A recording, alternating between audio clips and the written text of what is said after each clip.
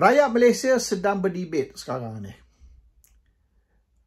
Ekonomi Malaysia menghadapi kesusahan, rakyat Malaysia menderita, dan ramai rakyat Malaysia ni sudah tidak mampu nak bayar kos kehidupan mereka. Siapa kita salahkan? Ada yang kata ini salah Muhyiddin Yassin dulu sebab lockdown. Ada yang kata ini salah Ismail Sabri Yaakob. Ada yang kata ini salah Anwar Ibrahim, Perdana Menteri sekarang, sebab dia tidak pandai mengurus atau mentadbir negara.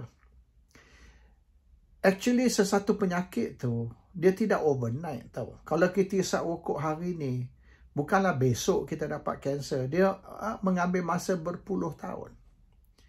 Masalah ekonomi Malaysia dan masalah yang dihadapi oleh rakyat Malaysia sekarang disebabkan dasar Mahathir 40 tahun dulu. Apabila Mahathir ambil alih sebagai Perdana Menteri, dia buang industri pertanian, industri perikatan, industri commodities. Dia tolak ke tepi itu dan Mahathir nak develop, nak bangunkan industri berat. Jadi Mahathir lancar satu look east policy, dasar pandang ke timur. Mahathir nak Malaysia ni jadi macam Jepun, Korea, Taiwan dan sebagainya.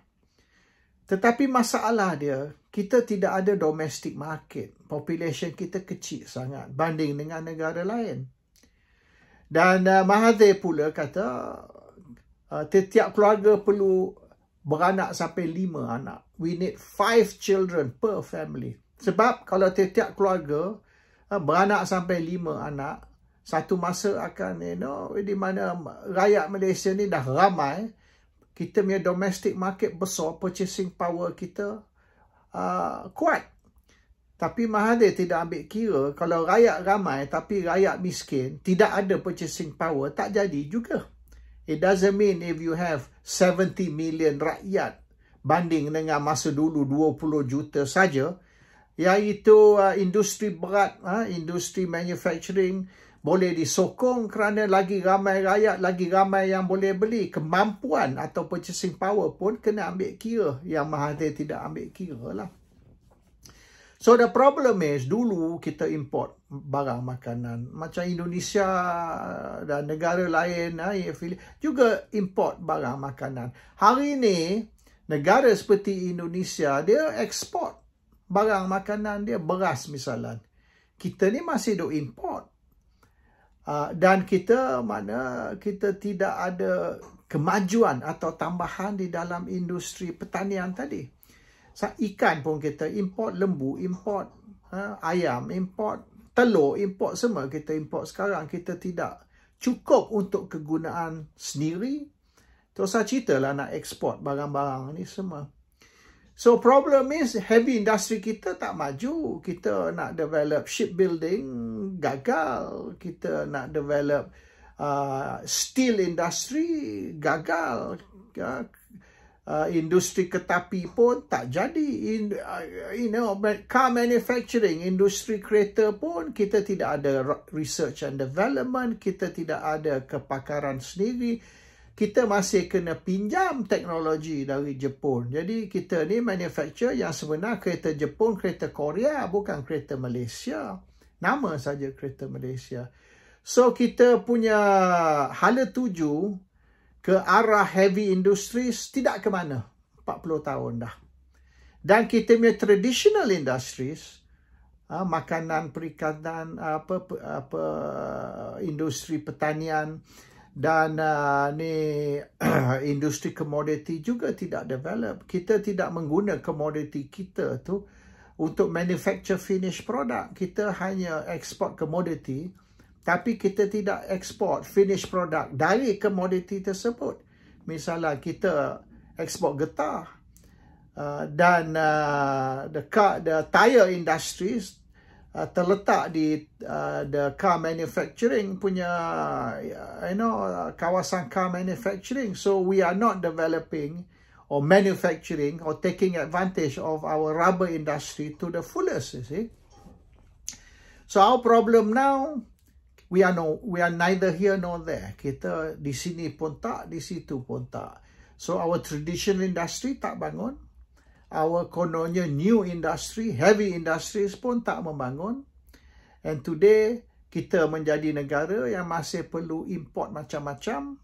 Dan kita punya ekspor pun tidak begitu maju. Sampai ke benda macam beras, baik lembu, ikan, apa. Semua kita masih duduk import. Now, dalam keadaan sekarang, dalam keadaan ekonomi ni dah meleset, baru kita sedar, baru kita rasa yang dasar Mahathir atau dasar kerajaan 40 tahun dulu nak buang industri tradisional dan kita nak membangunkan industri berat, heavy industries, itu dasar yang tidak berjaya. Dan sekarang kita nak balik kepada industri tradisional sudah terlambat, sudah tak boleh. Jadi kita nak ke belakang pun sudah tak boleh, nak ke depan pun lagi tak boleh.